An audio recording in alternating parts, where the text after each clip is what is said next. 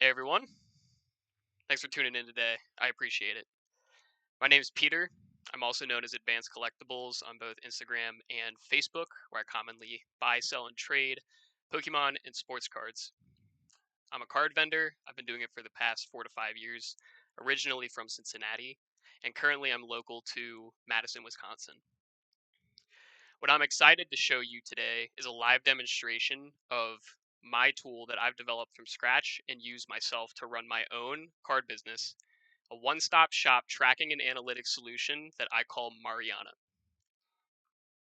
Everything you're about to see is a product built by a card vendor for card vendors, and ultimately my mission is to empower side hustles in a general sense, but here specifically with cards using Mariana Analytics, which will give you a deep dive into your business while also providing a professional tracking structure. So without further ado, let's jump into the main value adds that I want to highlight for this tool. Number one, a main goal of Mariana is to make tracking exciting, not intimidating. I talked to many vendors, either at card shows or just selling online, relationships being formed there, that would tell me, yeah, they'd like to track, or they should do it, or they feel bad that they haven't yet, but at the end of the day, they still hadn't. I think that's because getting this off the ground can be a very intimidating process for a lot of people. Can be difficult to figure out where should you start, what should we track, is it even that valuable? It's some extra work. Some people might not be super inclined to spend a lot of time in a spreadsheet. So that was one of the main pain points that I wanted to address with this tool. Through all the analytics that it will generate and all the other additional functionalities I've built in, every data point that we enter will be multiplied into tens or even hundreds more of different calculations, analytics, whatever that might be, with the goal to make it all much more exciting for us. Number two, this tool will speed up the tracking process. Um, I'm pretty experienced with Microsoft Excel, and that's where this tool will reside in. And I've built in a couple different keyboard shortcuts and just other technical functionality to try to enable us to enter in data at a faster rate than we would be able to otherwise in a regular spreadsheet. Number three, this will help dealers learn and adapt their business faster as they realize trends in their performance over time. Number four, it will optimize dealer decision making through the use of the fully automated analytics that Mariana will generate for you. And number five, bundling all these things together. The goal of using this product is to make money more efficiently and to ultimately become better vendors in our respective spaces. So, all that being said, this can be a lot. And as I mentioned before, the tracking process can be something that is intimidating to some. What I wanted to do with this tool is make it as simple and easy to use as possible. The vast majority of the value adds here are automation that's already built in. It's not something that you're going to have to handle manually. There's not going to be any maintenance or any upkeep that you, as the vendor, will need to do on your end, except for entering in your data as it comes in. So, keeping in line with that trend of keeping things simple, I want to highlight three main tabs. This is where the vast majority of our time is going to be spent. We have this analytics dashboard tab. We also have the purchases tab, where you enter anything that you buy. And we have the sales tab, where you enter anything that you sell. Simple as that. Ignore the other tabs for now. This is going to be the bulk of our time. So let's jump into the purchases tab. Again, this is where any purchase that you make for your business will go, and you'll enter them as a line item. So we have different columns here at the top. These are going to be the data points that we track for anything we buy. On the right as well, for those that are in the card space, more familiar with the game, you know that grading is a big thing in our industry. I've built in this section here to quickly enable us to change a card that maybe we bought raw into a graded card by just entering in some simple information there. Let's fill out an example. So as I mentioned, I'm from Cincinnati, which means I am a Cincinnati Bengals fan. Hoo day, baby. Let's start off by putting Joe Burrow refractor rookie card. Let's say this costs $35.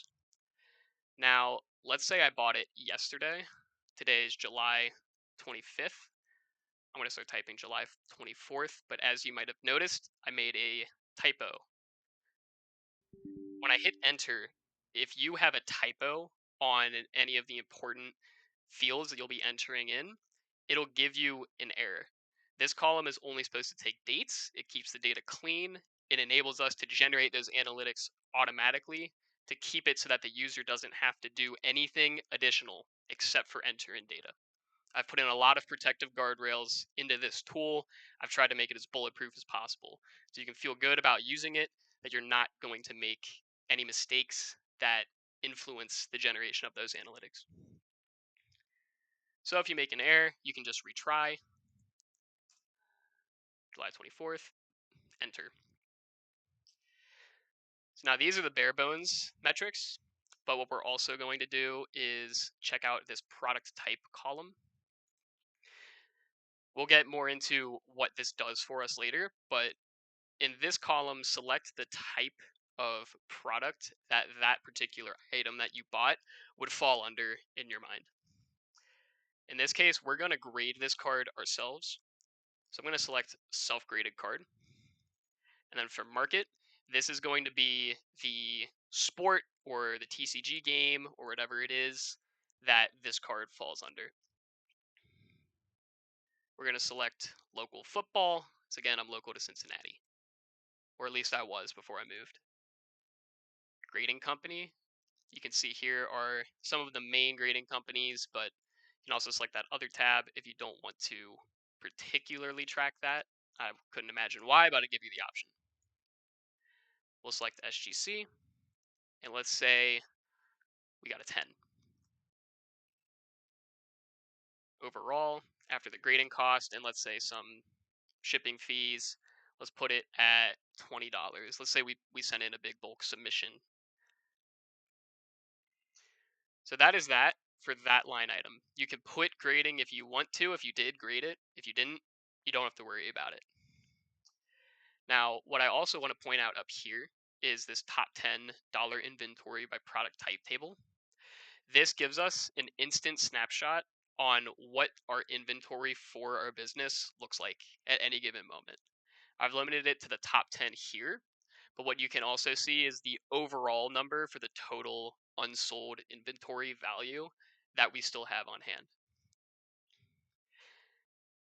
Now, as you notice, we put in self-graded card and local football. So the joint ID would be this self-graded card local football number, or excuse me, tag right there. The number is at 336.56. That was from before we entered in that item. Whenever you enter in data, you're going to want to click this refresh top 10 to make sure that you're getting a fresh view of your overall inventory. And you can see that the number updated to 391 because we added in just over $50 worth into that self-graded local football category. Now that we have this item in, let's move on to the sales page. In the sales page, it's simple enough. You're going to grab an item that is in your inventory still through this drop-down menu. Only items that are still in inventory will appear in this drop-down menu. If it's not, it won't show up, so you don't have to worry about accidentally selling something you don't have or messing up any of the analytics that are generated. This is another protective structure to help keep all of that integral. Here you can see the item that we entered before. What you can do is click from the drop-down menu, or if you'd like to go a lot faster, and this is what I always do, we can remember it was a Joe Burrow card, so if we start typing out Joe, all of our remaining Joe Burrow cards from our inventory immediately populate there.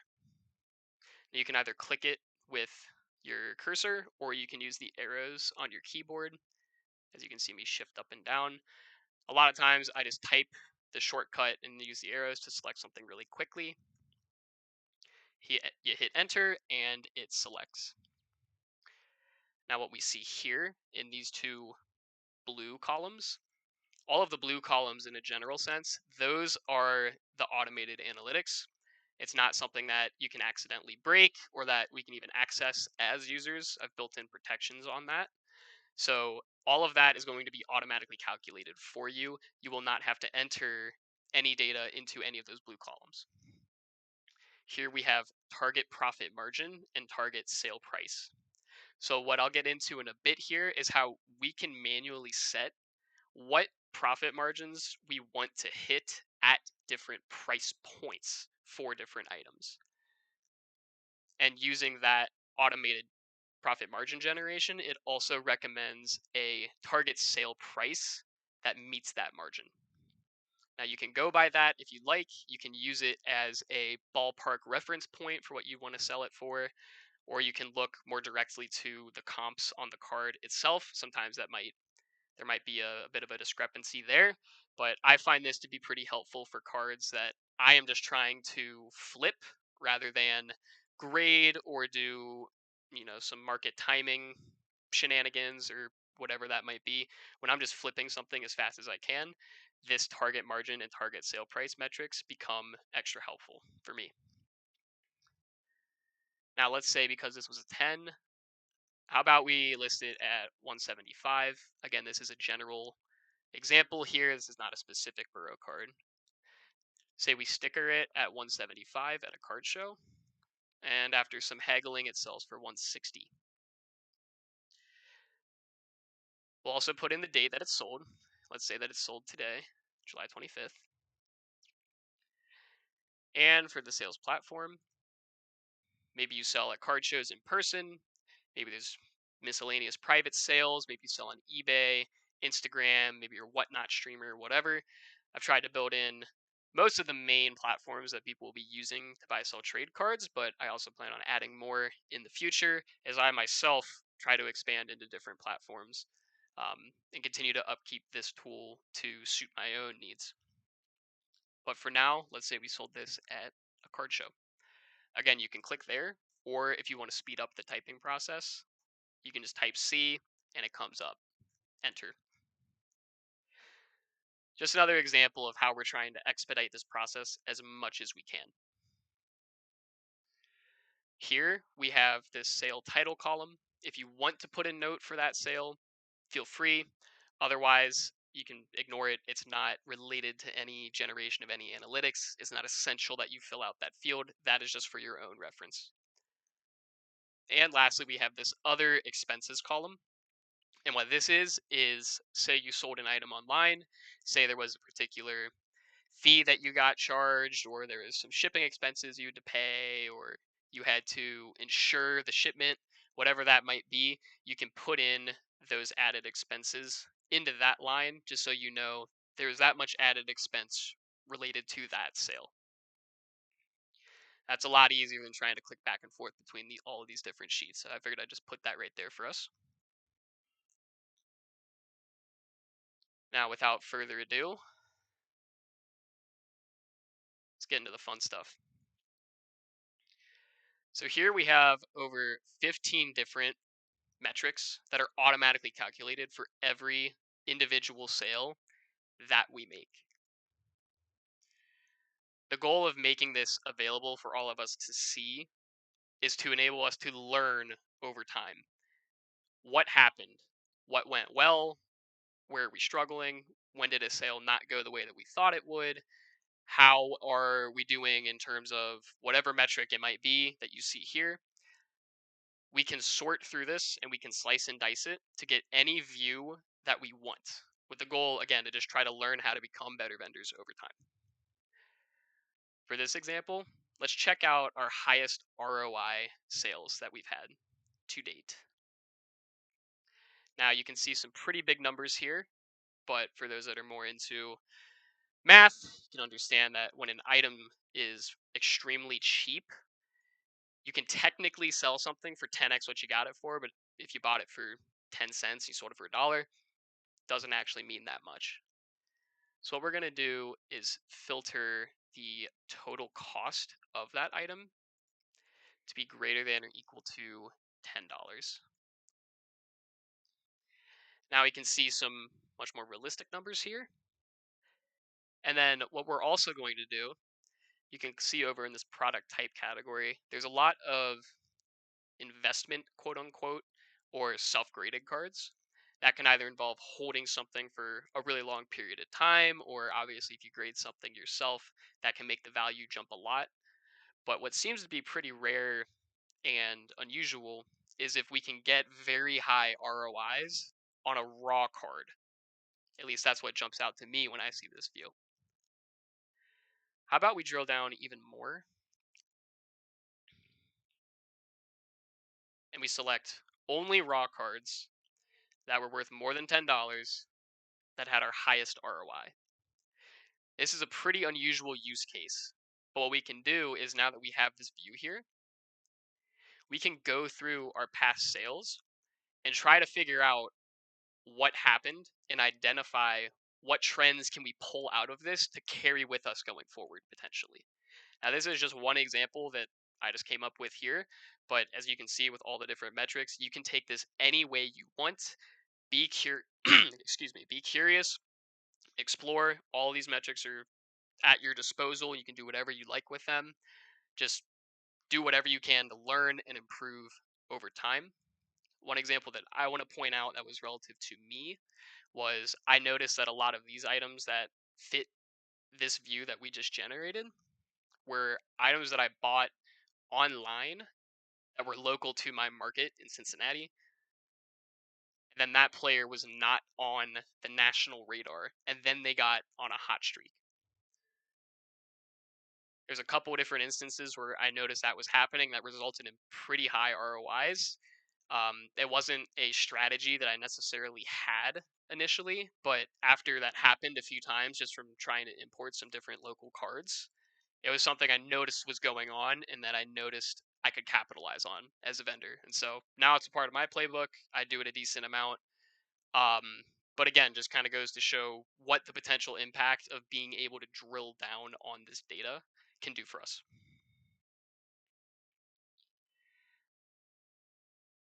One other thing I'd like to point out is this Salem score metric here.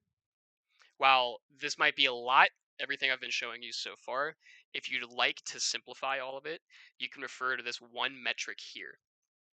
This metric, as we describe at the top, in case you forget, it's basically time value of money. It considers flip time, how quickly did you flip that card, how much profit did you make, and then what's the ROI on that? How much money did it take to achieve that transaction initially when you bought it? It considers all three of those metrics together and generates one simple score that I've found pretty helpful. I've made a formula on it, did some weird math with it, but it just generates a simple number for you. And what you can do if you'd like is just use it to evaluate what were the most valuable sales for my business in a general sense. Feel free to use that if you'd like. If you don't want to think about all these different metrics here, that's one option for you. Now, if you've sliced and diced a bunch and put on a bunch of different filters, it's important that you get the sheet back to its original view while you're filling out information. So you can click this reset format button here, and that'll reset all the filters for you so you don't have to go back and keep track of any of that, think about it, click through all of it, whatever. Just click this button, it'll automatically reset the page for you.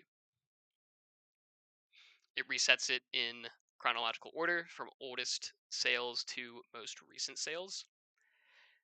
A keyboard shortcut that I use to drop down really quickly in an Excel sheet, either to go down a column or across a row, is Control Shift Down. That lagged for a second there, but what it does is it takes you all the way to the end of that set of data. I use it to hop around this sheet pretty quickly. Maybe that's something you guys can use as well. And then you can also see for the sticker price column, for any cards that maybe you have pre-priced into the sheet ahead of time, so you're about to go to a card show, you can input those sticker prices here in advance, and that can allow you to quickly and easily find that card once you do sell it. if you know that your Jamar Chase rated gold press proof premium PSA 10 card was around $130, you can know that that row is going to be in this area. You can quickly and easily find it, fill out the line item, and be done with it. Another quick trick, let's say you were doing pretty well at a card show and you sold a couple cards all in a row. This is pretty intuitive, but I figured I would show it. You can fill out the full line item for one card and then just copy and paste it up here. So again, if you're doing this live during a card show, feel free to just fill out up to the sale price. And then at the very end, once the show is done, you can come back, fill that out once, and just copy it all the way down for all of those sales. That can save you a little bit of time as well from typing in all the data that you need to enter. But now that we've gone through that, let's go to the dashboard itself. So in the top left, we have this financials section. This shows you your lifetime revenue, your lifetime total costs, how much profit have you made, and what is the total value of your unsold inventory. You might notice that this number, which was from this page before, has dropped significantly. And that's because once you fill out these sold items all the way through, it'll update these numbers for you. So you can know in real time what is your current budget. Say you've bought 10 different cards at a show and you feel like you've bought pretty heavy. You've also sold a couple cards, but maybe it's only one or two. When you're filling this out in real time, this budget number gets very helpful. I know it was helpful for me. I ended up pursuing an opportunity that I didn't think I should pursue or that I had the money to pursue at that time.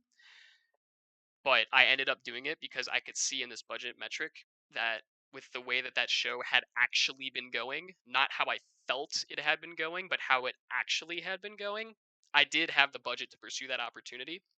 And it ended up working well for me as a Joe Burrow RPA, flipped it, made a decent amount off of it, and I would not have pursued it had it not been for that metric right there. Sometimes our gut lies to us. Our emotions during the shows or just running a business, it can be a variable experience. There's highs, there's lows. It's important to have actual tangible metrics to tie us down. And that right there is an example of that. Then moving over here, we have 3 different performance tables. And what this will do is compare different aspects of our business against themselves to try to help us see where do our strengths lie, where do our weaknesses lie, where are things going different than we actually expected them to be, and so on. When you click this refresh dashboard button here,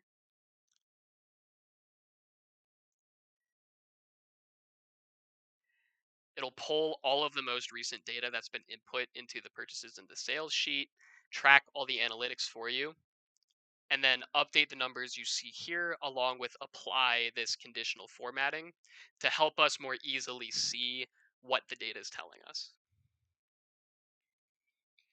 In this table, we'll go through the columns. We have total items sold, pretty straightforward, total revenue, total profit margin, average percent discount offered. This is a metric that I was curious about.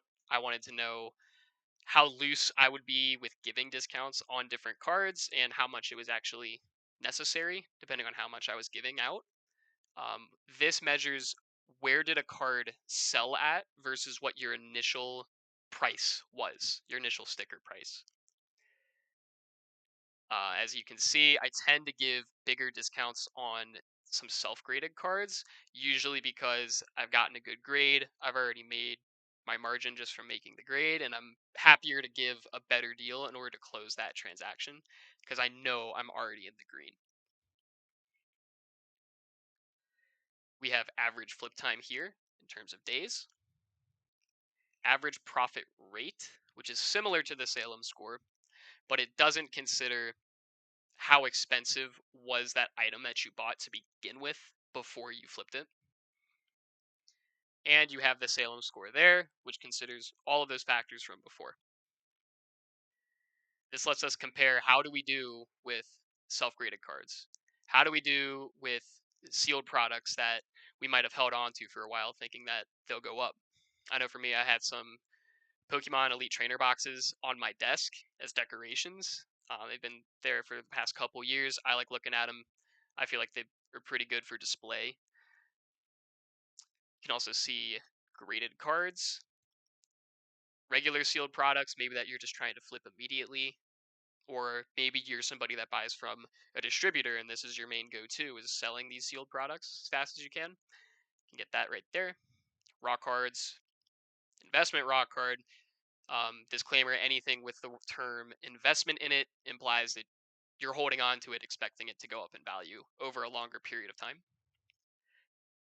And then here, miscellaneous cards. So this is more so the dollar box kind of get up. And for a while, I was considering taking that off of my table because I would have a section with a dollar box, and just throw some cheap cards in there, maybe run like a six cards for a dollar kind of deal, something like that. I was considering taking it off, but this table showed me just how high the profit margin can get when you're working at that price point, and it was something that worked for me. So, despite my gut telling me I can cut it off, I can see it's still something that's valuable for my business, and I changed what I would have done because of these metrics.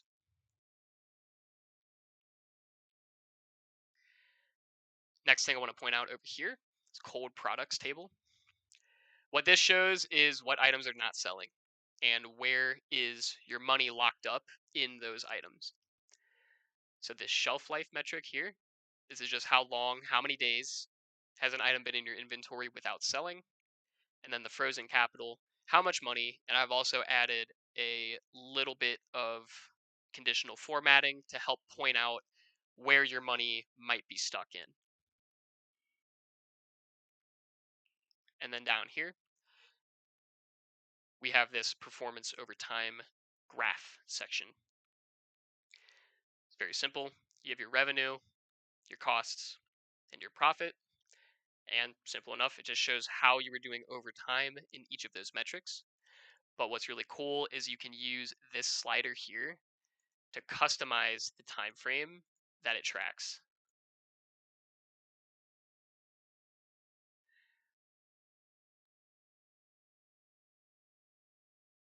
I know for me, when I really got into a groove in this February to April time frame, I want to give a quick shout out to Dan, the Eastgate show coordinator back in Cincinnati. This was one of my favorite shows in the area. When I was getting in a good groove here, I could tell during this time things were going all right for me.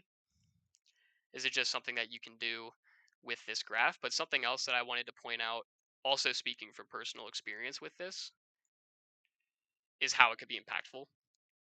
So going back to this original view, you can see that the profit towards this beginning time frame here, all the way until about October, was slowly decreasing.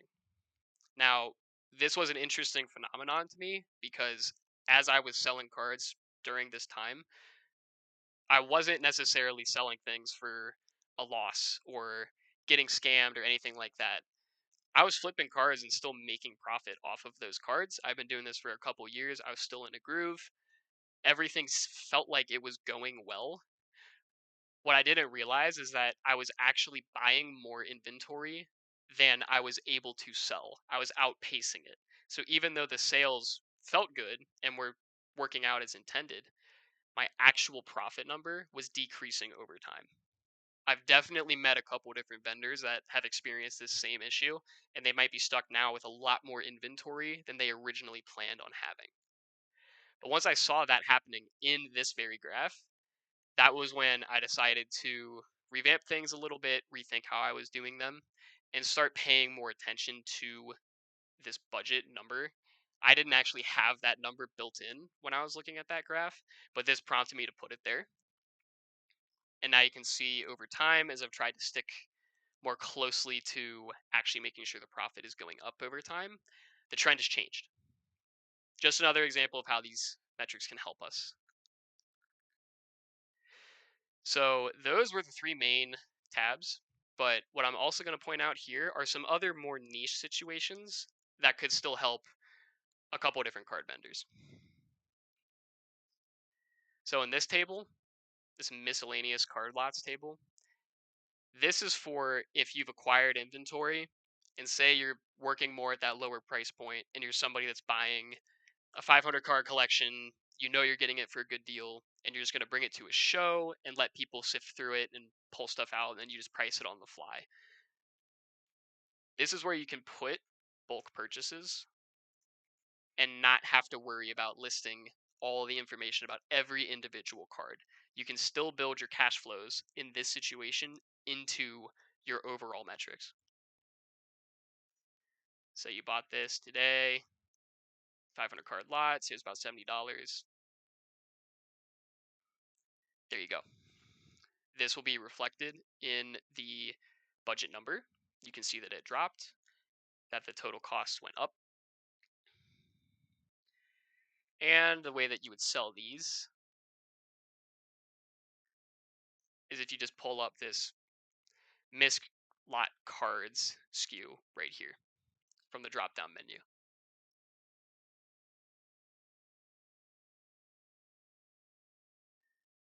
But moving on, here we have the deal helper tab. This tab is geared towards if you're at a card show. If you couldn't pick up on the theme so far, I do go to card shows a decent amount, so a lot of this is to help dealers that are trying to track during a card show. What this is for is if somebody's trying to work a deal with you, say they have 7 or 8 different cards, you're figuring out the values, you're trying to figure out how much of an offer you want to make them. I know I personally, if I'm trying to remember the values of 4 or 5 different cards that I've already priced out at once, I can forget them. I can mess up the number. I might accidentally make an offer that's way too low than I intended, or maybe one that overpays a lot and I don't end up making any money on that flip. Point is, it can be difficult to remember all of that information. What you can do here is build in what would be a cash purchase rate and what would be your trade in rate. And once you have those numbers in there, just simply fill out the market value for the lot that you're buying, and it'll tell you what should your cash offer be for that card, what should your trade in offer be for that card, and then what should those numbers be for the entire lot at the top there.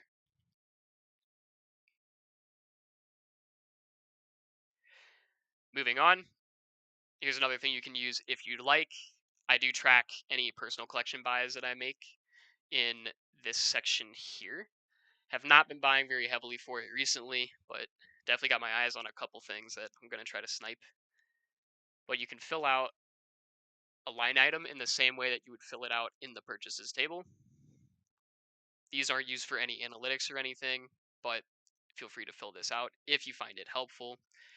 And then over here, I've also put a budget log that I find to be helpful when I'm buying cards. You can deposit an amount into your budget. You can withdraw for whatever reason, put a date if you want, put a note if you want. None of this is required. This is all up to your own discretion, but this will show you what your total budget remaining is at the top. And this is helpful for me if I'm at a show and say I see a card that might be a little bit pricier. If I know I've already allocated that budget to myself through this sheet, I definitely end up making the purchase more often than I would have if I didn't have that number. Moving on, this is the settings page. What we have here is the budget log for the dashboard that I was referring to earlier, for that number there. What you can do is similar to the personal collection budget. You can deposit, you can withdraw, you can put a date, put a note. You can see that when I take out this number here, say I no longer withdrew those $800 from the budget, it now appears again right there. Say you take it back out and it'll impact the budget accordingly. Here for the target profit margin section, this is what I was referring to earlier on the sales sheet. Let me clear that filter really quick. But that's these two middle columns here. The numbers that you input at these different price points affect the calculation for how that profit margin is going to be calculated, the target profit margin that we saw before. So, for example, in this row here, it's $10 and then the 50% here.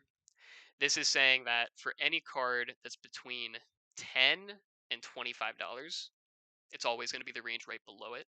Any card between 10 and $25, mark up the original purchase by about 50% to try to get that margin. That's just for these lower price point cards, and then as the price point increases, you can see the percent markup decreases.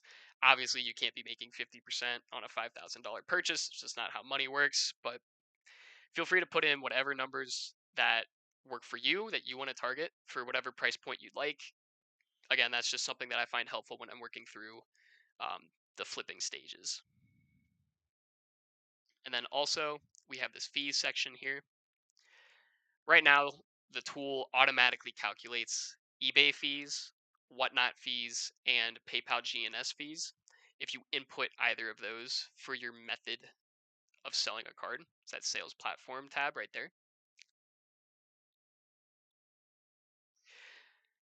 I was originally going to hide this so nobody had to worry about it, but I figured platforms like eBay or PayPal or whoever it might be, they might change their fee over time on a moment's notice. And if you'd like, you can now just come into this sheet and update that yourself so that none of your sales are going to be impacted going forward or be left behind waiting for a new iteration of this sheet to come out. But overall, you're not going to have to be using this table very much. But this is how the fees are calculated.